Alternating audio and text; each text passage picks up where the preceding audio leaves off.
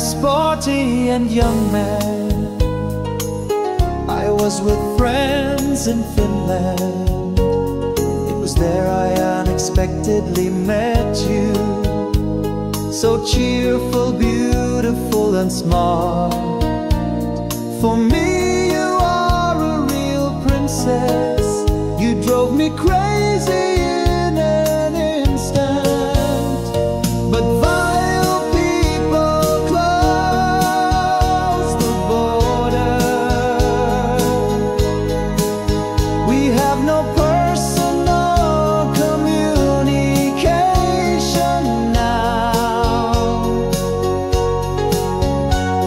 As soon as we decided to get married, the border was suddenly closed. You suffer there and I suffer here, because our meeting is prevented.